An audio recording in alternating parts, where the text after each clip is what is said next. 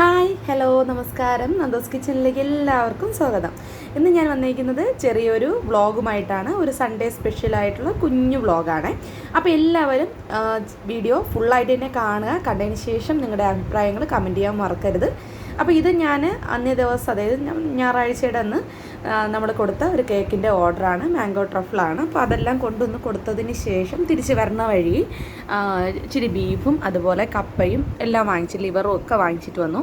ബീഫെന്ന് പറഞ്ഞാൽ ഞാനിപ്പോൾ കുക്ക് ചെയ്യുന്നത് രണ്ടാമത്തെ തവണയാണ് കേട്ടോ. ഞാൻ ഫസ്റ്റ് ടൈം ഒരു ബീഫ് കക്കം ഉണ്ടാക്കി നമ്മുടെ ചാനലിൽ ഇട്ടിട്ടുണ്ട്. അതന്ന് ഫസ്റ്റ് പ്രിപ്പറേഷൻ നമ്മുടെ ബീഫിൻ്റെ. ഇത് ബീഫ് റോസ്റ്റ് പോലെ ചെറിയൊരു ഗ്രേവി പോലെ ഉണ്ടാക്കുന്നുണ്ട്. കറിയെന്നോ റോസ്റ്റെന്നോ ഒക്കെ പറയാം. പക്ഷെ അടിപൊളി ടേസ്റ്റ് ആയിരുന്നു. അപ്പോൾ നമുക്കിത് എങ്ങനെയാണ് ചെയ്യണമെന്ന് നോക്കാം. റെസിപ്പിയെക്കാട്ടിലും എൻ്റെ ഒരു ദിവസത്തെ എങ്ങനെയാണ് കാര്യങ്ങളെന്നാണ് കൂടുതൽ ഇതിനകത്ത് ഇൻക്ലൂഡ് ചെയ്യുന്നത്. ഇതൊരു ഡേ ഇൻ മൈ ലൈഫായിട്ട് പ്ലാൻ ചെയ്തെടുത്ത ഒരു വീഡിയോ ഒന്നും അല്ല. പെട്ടെന്ന് ഇതൊന്ന് കുക്ക് ചെയ്യുന്ന സമയത്ത് എടുക്കാം. കുറച്ച് ദിവസമായി വീഡിയോസൊക്കെ ഇട്ടിട്ട് ഒരു ലെങ്തി ആയിട്ടുള്ള ഒരു ഡേ ഇൻ മൈ ലൈഫ് ഇടാമെന്ന് വിചാരിച്ചു. ഡേ ഇൻ മൈ ലൈഫാണ് കൂടുതൽ പേരും കാണാനായിട്ട് ആഗ്രഹിക്കുന്നത് എനിക്കറിയാം. കമൻറ്റുകളിൽ കൂടെ ഒരുപാട് അങ്ങനെ കമൻറ്റ് വരുന്നുമുണ്ട്. അപ്പോൾ ഞാൻ വിചാരിച്ചു ഡേ ഇൻ മൈ ലൈഫ് തന്നെ ഇട്ടേക്കാം എന്ന് വിചാരിച്ചു. അങ്ങനെ പെട്ടെന്ന് എടുത്ത ഒരു വീഡിയോ ആണ്. വീട്ടിൽ നിൽക്കുന്ന അതേ കോലം തന്നെയാണ്. അപ്പോൾ ഇതാ എൻ്റെ വെണ്ടയും അതുപോലെ ചീരയും ഒക്കെ വളർന്ന് ഏകദേശമൊക്കെ ഒന്ന് ആയിട്ടുണ്ട്.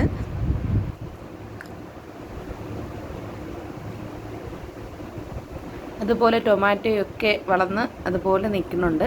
അപ്പോൾ ഇതൊക്കെ എൻ്റെ ചേട്ടൻ എടുത്തതാട്ടോ. ചേട്ടൻ എടുത്ത വീഡിയോയാണ്. ഈ സമയം ഞാൻ എൻ്റെ അടുക്കളയിൽ തകർത്ത് ബീഫും അതുപോലെ കപ്പ വയ്ക്കണം, ബീഫ് വയ്ക്കണം, അതെല്ലാം തകർത്ത് ചെയ്തുകൊണ്ടിരിക്കുകയാണ്.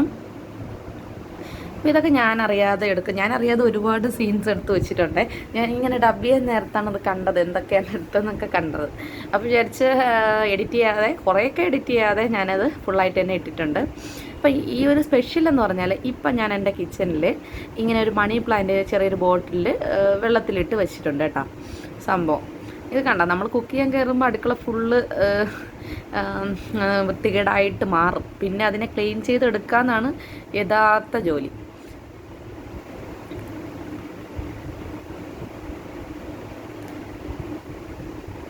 അപ്പോൾ ഞാൻ ചട്ടി ചൂടാക്കി വന്നിട്ട് നല്ല നാടൻ വെളിച്ചെണ്ണ ഒഴിച്ച് കൊടുത്തിട്ടുണ്ട്.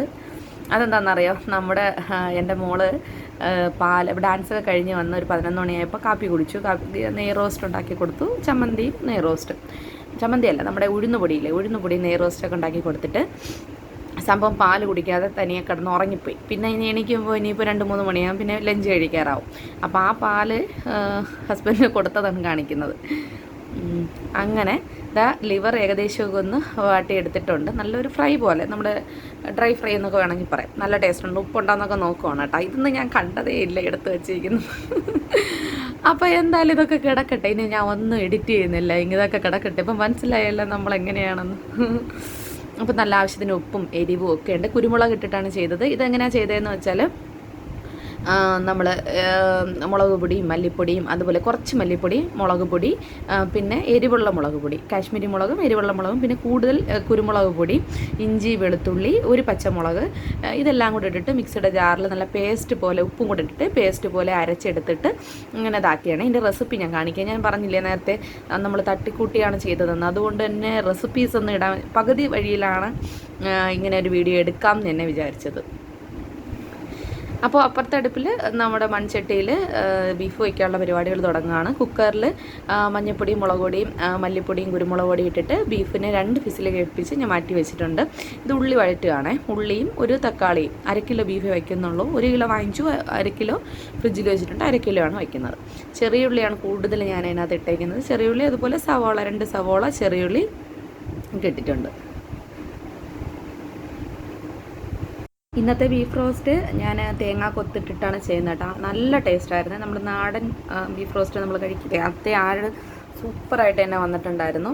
അപ്പോൾ ഞാൻ പറഞ്ഞില്ല, ഞാൻ അധികം ബീഫൊന്നും അങ്ങനെ വാങ്ങിക്കാറില്ല. സംഭവം ഇത് 2ാമത്തെ തവണയാണ് ചെയ്യുന്നത്. അപ്പം നമ്മുടെ ലിവർ ഫ്രൈയും ഏകദേശമൊക്കെ നന്നായിട്ട് തന്നെ ആയിട്ട് വന്നിട്ടുണ്ട്. അപ്പോൾ അതിനെ ഒന്ന് മാറ്റിയിട്ട് ഇനിയിപ്പോൾ കപ്പയും കൂടെ ഒന്ന് വേവിക്കണം. കപ്പ ഞാൻ വേവിച്ച് വെച്ച് അതിൻ്റെ വെള്ളമൊക്കെ കളയാൻ വേണ്ടിയിട്ട് വെച്ചിരിക്കുകയായിരുന്നു. ഇനി അതിലേക്ക് അരപ്പ് തയ്യാറാക്കണം. അരപ്പ് തയ്യാറാക്കുന്നതെന്ന് പറഞ്ഞാൽ പച്ചമുളകും നമ്മൾ അരയ്ക്കുന്ന എന്ന് പറഞ്ഞാൽ പച്ചമുളകും ജീരകം അതുപോലെ തേങ്ങ മഞ്ഞൾപ്പൊടി ഇത്രയാണ് നമ്മുടെ കിഴങ്ങിന്, അതൊന്ന് കിഴങ്ങെന്നും കപ്പയെന്നും മരിച്ചീനിയെന്നും ഒക്കെ നമ്മൾ ട്രിവാൻഡ്രംകാർ പറയും. അപ്പോൾ അങ്ങനെ മരിച്ചീനിക്ക് അരയ്ക്കുന്നത്. പിന്നെ കുറച്ച് കറിവേപ്പിലയും കൂടി ഇട്ട് കൊടുത്താൽ നല്ല ഒരു ടേസ്റ്റാണ്. അപ്പോൾ അതൊന്ന് അരയ്ക്കുന്ന ആ ഒരു ഇതാണ് ഇവിടെ ജാറിലോട്ട് കറിവേപ്പില ഇട്ട് കൊടുക്കുന്നു. പിന്നെ വെളുത്തുള്ളിയും കൂടെ ചേർത്തിട്ട് നന്നായിട്ടൊന്ന് അരച്ചെടുക്കും. ചെറുതായിട്ടൊന്ന് ക്രഷ് ചെയ്തെടുക്കുക എന്ന് വേണമെങ്കിൽ പറയാം. അങ്ങനെ എടുത്തിട്ട് നമ്മൾ വെള്ളം മാരാൻ വെച്ചിട്ടുണ്ടല്ലോ, അത് മാറ്റിയിട്ട് നമ്മുടെ അടുപ്പിലോട്ട് വെച്ചിട്ട് ഈ അരപ്പും കുറച്ച് ഉപ്പും കൂടി ഇട്ടിട്ട് ഇതിനെ ഒന്ന് തിളപ്പിച്ചെടുക്കും. വെള്ളമൊന്നും ഒഴിക്കില്ല കേട്ടോ. നമ്മൾ ഈ അരച്ച ജാറിൽ തന്നെ കുറച്ച് വെള്ളം, ഒരു ഇച്ചിരി നമ്മൾ അരപ്പ് മാറ്റാൻ വേണ്ടി അത്ര വെള്ളം മാത്രം ഒഴിക്കും. എന്നിട്ട് ആ വെള്ളം ഫുള്ള് വറ്റുന്നത് വരെ ഒന്ന് തിളപ്പിക്കും. വെള്ളം ഫുള്ള് വറ്റിയതിന് ശേഷം നന്നായിട്ടൊന്ന് ഇളക്കിയെടുക്കും.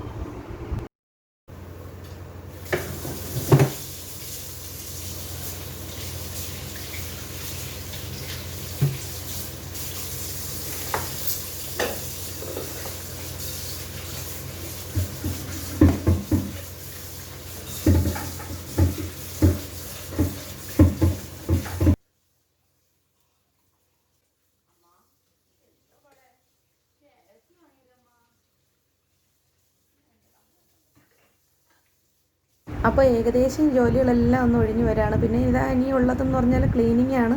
അവിടെ പാത്രങ്ങളെല്ലാം ഒന്ന് കഴുകി വൃത്തിയാക്കണം. ഞാൻ അപ്പോഴപ്പോഴും നമ്മൾ യൂസ് ചെയ്തിട്ട് വയ്ക്കുന്ന പാത്രങ്ങൾ അപ്പോഴും തന്നെ അങ്ങ് കഴുകി വയ്ക്കും. അപ്പോൾ ഒരുപാട് ലോഡാവില്ല. ഒരുപാട് ലോഡാകുമ്പോഴത്തേക്കും പിന്നെ മടിയാണ് സംഭവം കഴുകാനായിട്ട്. അപ്പം പെട്ടെന്ന് തന്നെ ഞാനെല്ലാം ഒന്ന് കഴുകി, പൈപ്പ് വെള്ളമുണ്ട്, അതുപോലെ കിണറിലെ വെള്ളമുണ്ട്. പൈപ്പ് വെള്ളത്തിൽ ഒന്ന് കഴുകി എല്ലാം ഒന്ന് ഇതുപോലെ ഒന്ന് ഇടും. കുക്കറും നമ്മുടെ ബീഫ് മേടിച്ച കുക്കറും ഒക്കെ നല്ല പിന്നെ ഓയിലിയാണ്. അപ്പോൾ നന്നായിട്ട് സോപ്പ് വെച്ചിട്ട് കഴുകി വൃത്തിയാക്കി ഇടും. ഇപ്പം എല്ലാവർക്കും അറിയാമായിരിക്കും ക്ലീനിങ് എന്ന് പറയുന്നത് നമ്മൾ കുക്ക് ചെയ്യുന്നതിനൊക്കെ ഈസിയാണ്, സംഭവം ക്ലീൻ ചെയ്യാനാണ് പാട്. നമ്മൾ ഫ്ലോർ ക്ലീനിങ് ആയാലും അതുപോലെ പാത്രം കഴുകാനായാലും അതെല്ലാമാണ് എനിക്ക് ഭയങ്കര മടിയുള്ള സംഭവമായിരുന്നു. പക്ഷേ എന്ത് ചെയ്യാം, ക്ലീൻ ചെയ്തല്ലേ പറ്റുള്ളൂ. എല്ലാം ക്ലീൻ ചെയ്യേക്കാൻ തന്നെയാണ്. അപ്പോൾ ഏകദേശം ക്ലീനിങ്ങും ഒക്കെ കഴിഞ്ഞു. നമ്മുടെ പിന്നെ ഇതിൻ്റെ ഇടയിൽ ഞാൻ നമ്മുടെ പയറില്ലേ, വള്ളിപ്പയർ വിഴുക്ക് വെച്ചിട്ടുണ്ട്. അതുപോലെ ലിവർ ഫ്രൈ റെഡി ആയിട്ടുണ്ട്. ചോറ് ഞാൻ വാർക്കാനായിട്ടെന്നോ തോരാനായിട്ടെന്നോ ഒക്കെ പറയട്ടോ. എന്നിട്ട് ഇതാ ക്ലീനിങ് ഒക്കെ ചെയ്യാണ്. പിന്നെ ഈ സമയത്ത് നമ്മുടെ അടുപ്പിൽ ബീഫും ഒക്കെ ഇരിക്കുന്നത്, അതുപോലെ മരിച്ചീനിയും ഇരിപ്പുണ്ട്. അപ്പോൾ അത് രണ്ടും കൂടെ റെഡിയായി കഴിഞ്ഞാൽ എൻ്റെ ജോലി ഒതുങ്ങും. പിന്നെ നമ്മൾ ലഞ്ച് ടൈം ആകുമ്പോൾ കഴിച്ചാൽ മതി.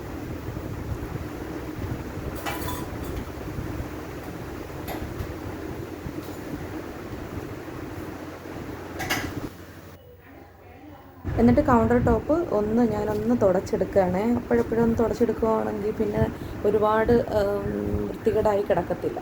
അപ്പോൾ ഈ സൈഡിലിരിക്കുന്ന എൻ്റെ കേക്കിൻ്റെ സാധനങ്ങളാണ് ഇരിക്കുന്നത്. അപ്പോൾ അതിനെ ഞാൻ എടുത്ത് മാറ്റിയില്ല. ഇനിയിപ്പം വേറെ ഓർഡറൊന്നും ഇല്ലെങ്കിൽ ഞാൻ എടുത്ത് മാറ്റി ഷെൽഫിൽ വയ്ക്കും.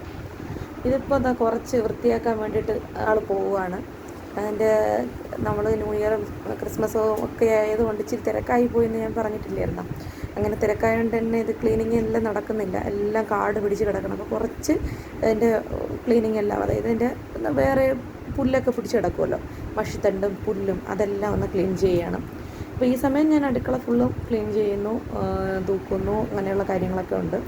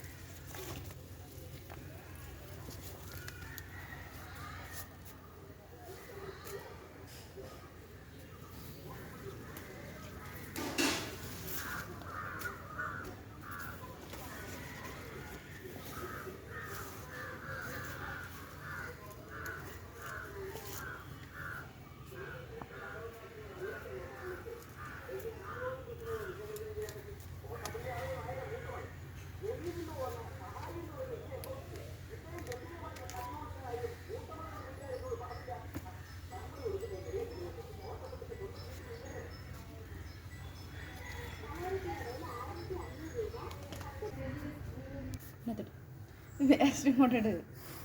എന്തിനാ ഇഡലിയുടെ സ്പൂൺ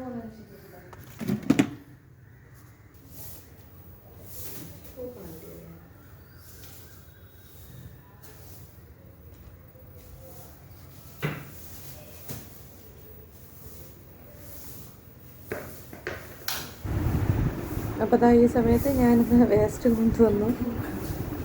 വേസ്റ്റ് ഒന്ന് കളയാനായിട്ടൊക്കെ പറയുകയാണ്. പിന്നെ ഇതാ ഇവിടെ ഇനിയുള്ളത് ഈ തൂക്കൊക്കെ മാത്രമാണ് നമ്മളൊന്ന് അടിച്ചു വാരുക എന്നുള്ളത്. പിന്നെ എന്താ നമ്മുടെ ചൂട് വെച്ചിട്ട് ഒന്ന് അടിച്ചു വാരി കൊടുക്കണം.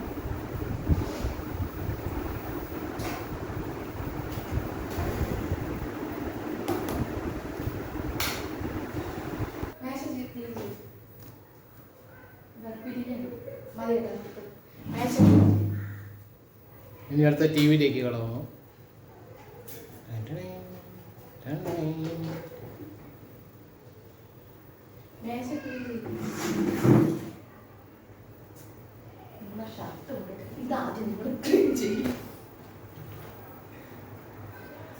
അതാദ്യം ഇടേണ്ട സ്ഥലത്ത് കൊണ്ടിട്ടു. ആ മൂന്ന് ഞാൻ വീഡിയോ എടുക്കും കൂടുതൽ കളിച്ചാൽ.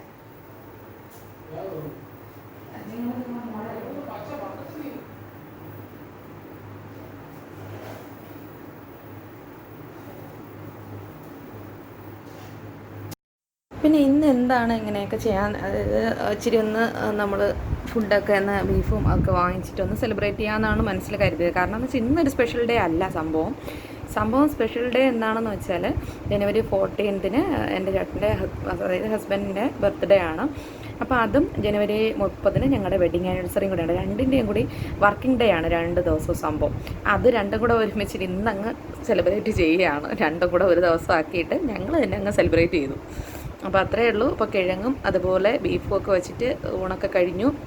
അപ്പോൾ ഇത് രാത്രിയിലത്തെ സംഭവമാണ്.